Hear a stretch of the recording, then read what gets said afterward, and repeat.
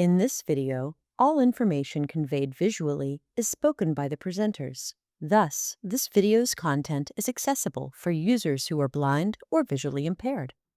Welcome to the Local Educational Agency Medi-Cal Billing Option Program, LEA BOP, January quarterly meeting. My name is Lacey Allred, and I am an analyst with the LEA Provider Relations Unit. We will go over procedures on common audit adjustments. I will now hand it over to Usman Salim from our Audits and Investigations Unit. Good afternoon, everyone. Welcome to the afternoon session of the LA BOP quarterly meeting. Thank you for joining us this afternoon. My name is Usman Salim. I'm a health program auditor with the special programs section under Audits and Investigations. Today, we'll be going over the topic of procedures on common audit adjustments or findings. Just a reminder again, if you have any questions along the training session, please drop them in the chat feature and we will try to answer them. If we are unable to get to any questions during this session, you may email any questions to the LEA inbox and we will respond to them later by email. We begin with the pre-audit analysis. Scoping tools. This is the beginning stage where we analyze the CRCS and scope the audit to determine the type and level of the audit for the specific CRCS under review. So we use scoping tools, which include starting with the review and reconciliation of the main allocation statistics data, including review of the paid claim summary report, the federal Medicaid assistance percentage, which is the FMAP, the random moment time survey, the RMTS, and the Medi-Cal eligibility ratio, or the MER, and the indirect cost rate. We review the prior year audits and cost reports of the LEA. Scoping tools also include analyzing and identifying areas of high risk on the CRCS, focusing on review of salaries and benefits, funding, covered services, contractor costs, other costs, transportation costs, and the MER. Rescoping may be necessary depending on initial findings. Scoping can include a review of documentation requested or already received by A&I. Based on scoping results, auditors determine the type of the audit that the CRCS will fall under. There are 3 types of audits that can be assigned to the CRCS under review, which are minimal, limited, and field audits. Initially, all audits begin as a minimal reviews. A minimal audit review is a review of the reported versus final Medi-Cal payments and analysis of specific data elements in the desk audit format. A limited audit review is where the scope is expanded to include review of specific areas identified by A&I in limited audits. LEAs submit supporting documentation for the expanded review, again in the desk audit format. Field audit review is more comprehensive on-site review of cost supporting documentation, statistics, and other areas that are identified by the A&I. Moving on to the first common audit findings section, which is the allocation statistics. Common audit findings for the allocation statistics data is typically not reporting, underreporting, or overreporting. The allocation statistics with common findings or adjustments include the unrestricted indirect cost rate, the federal Medicaid assistance percentages, the interim reimbursement, direct Medi-Cal service percentage from time survey results, and the Medi-Cal eligibility ratio. First allocation statistic review with common audit findings is the indirect cost rate review. Procedures for reviewing the indirect cost rate include reconciling the reported indirect cost rate to the California Department of Education's approved rate. If there are any variances found, they will result in adjustments. Indirect cost rate review can be found on the California Department of Education's website. A link to the CDE can also be found in the CRCS instructions. Here's an example of an indirect cost review and reconciliation, which may be on the auditor's working paper. As you can see, the green arrow points to the California Department of Education's approved rate. This is the audited indirect cost rate. In this example, the 5.33% is derived from the California Department of Education's website. The arrow in yellow points to the reported indirect cost rate. In this example, the 4.33% is coming from what's reported on the CRCS allocation worksheet. And the blue arrow is the variance when the reported and audited amounts do not match. And when there's a variance, there will be an adjustment proposed. In this example, the difference between the audited CDE indirect cost rate and the reported indirect cost rate is a variance of 1%.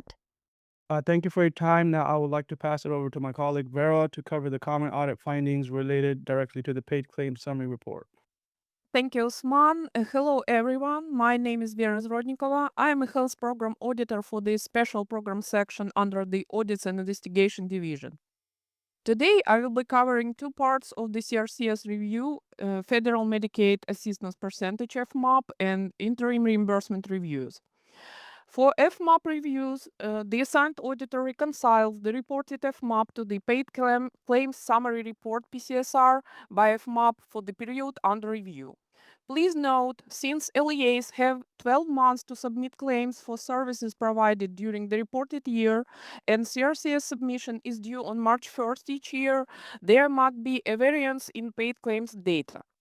If LEAs submit claims after CRCS is submitted, auditors will adjust data based upon the best available information in the claims processing system at the time the PCSR is generated. Any updates to the data due to claims billed after CRCS submission, claims processing errors, omissions, and suspensions may be applied during the auditing process. Variance found may result in adjustment. Here is an example of FMAP review.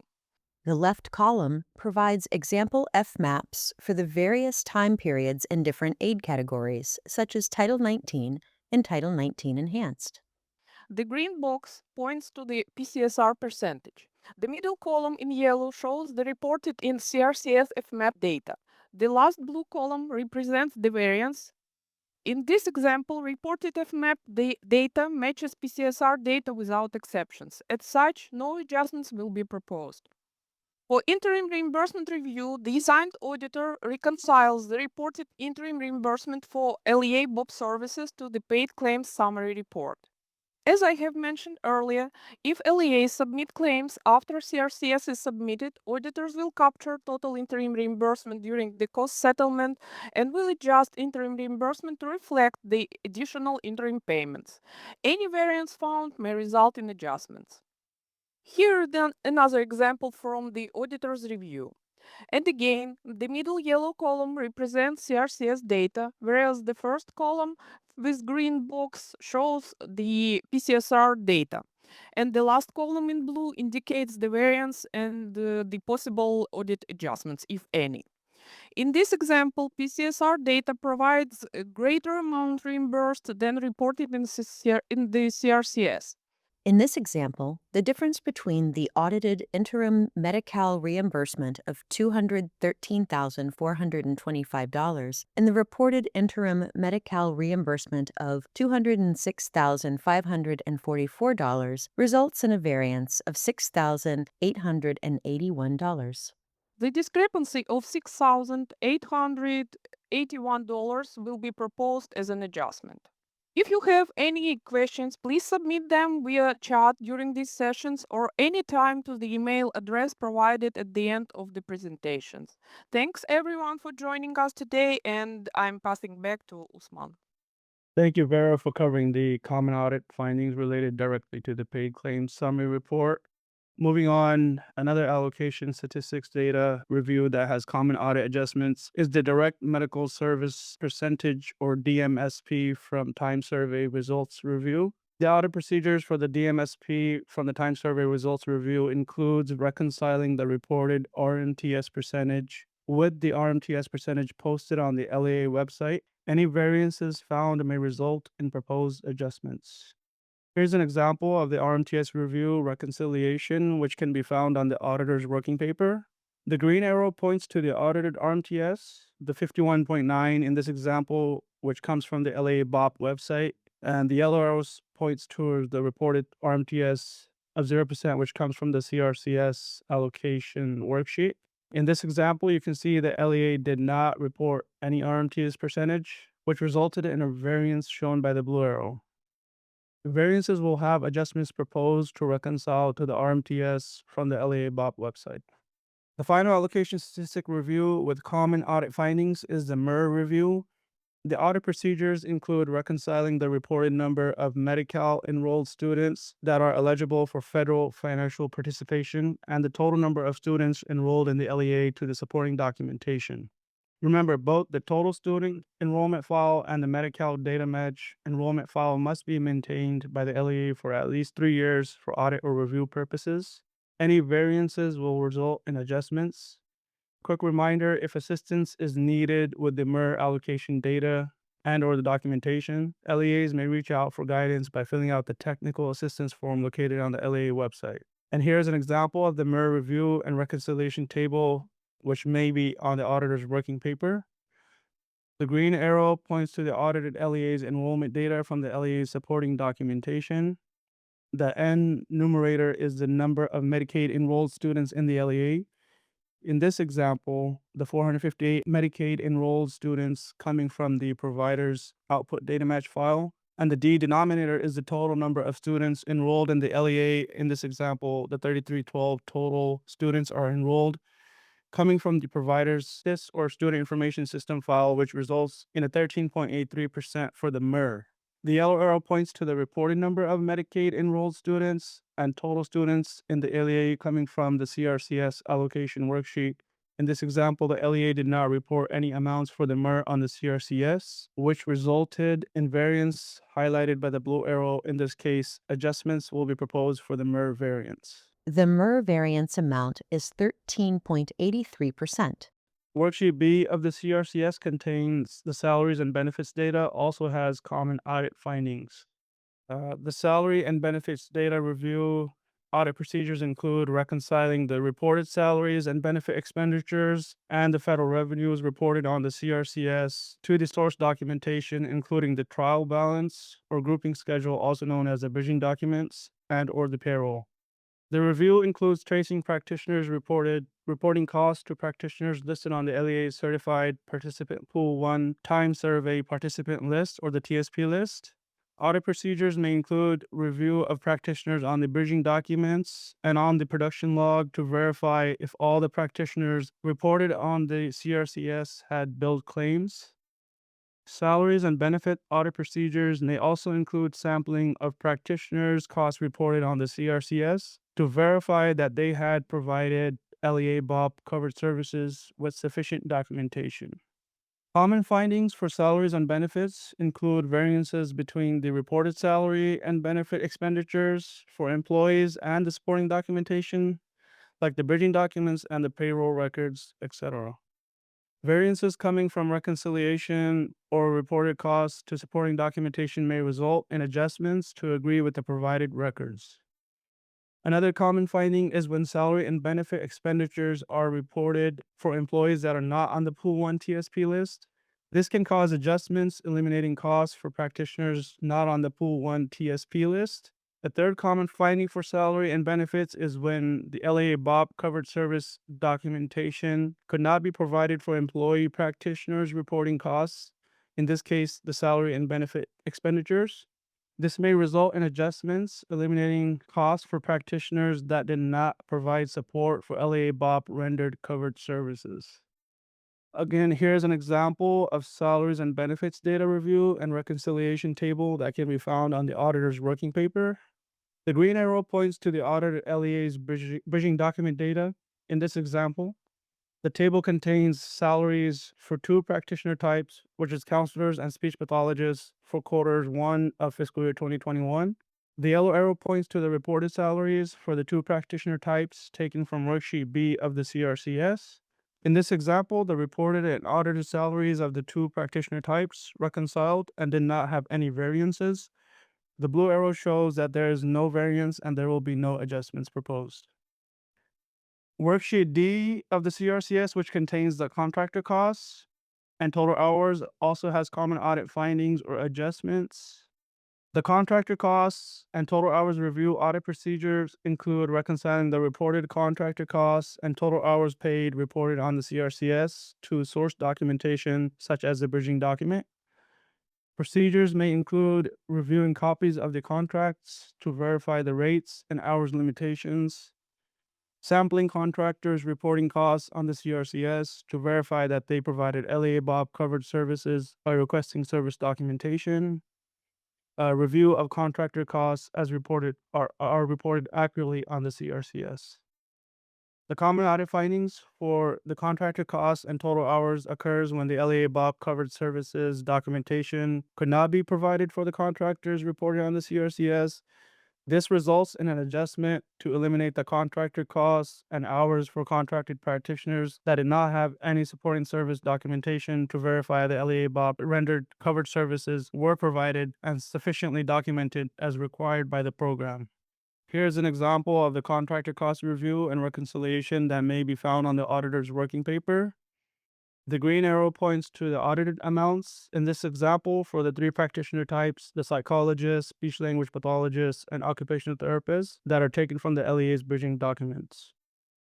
The yellow arrow points towards the reported contractor costs taken from the worksheet D of the CRCS for the 3 practitioner types. The reported and audited total contractor costs did not have any variances shown in the blue, and no adjustments will be proposed in this case. Moving on here, we're highlighting the auditor and LEA communication. Here, we are emphasizing the importance of communication during the audit process, featuring the point of contact for the LEA and expectations during the audit process, along with audit's communication with the 15-day letter and exit process.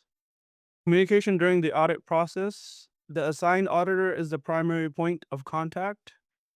The assigned auditor is responsible to reach out and confirm the LEA's contact person and send correspondence along with any documentation requests. LEA providers are encouraged to reach out and discuss any questions or concerns with the assigned auditor. Auditors look forward to answer any questions, clarify any questions, assist with any issues or concerns, and provide most recent updates related to the respective audit. Here you can ask about timeline questions, review progress, or any questions regarding the CRCS or documentation. The 15-day letter and the exit conference are another point of communication between the auditors and the LEAs. The 15-day letter is electronically sent to the LEA near audit completion, where LEAs are given 15 calendar days from the receipt of the letter to present any relevant information concerning the audit. The letter includes a copy of proposed audit adjustments, a copy of the audit working papers in support of the adjustments, copy of the Medi-Cal paid claim summary report, copy of the proposed Schedule 1 or summary of findings. LEAs have the option to request an exit conference upon receipt of the 15-day letter. The exit conference is the LEA's opportunity for the LEA to learn about the audit findings, present any information concerning the audit, ask any questions about the audit adjustments, and receive an explanation of the audit adjustments and supporting work papers. Now we will go over some tips and reminders to avoid common audit findings or adjustments.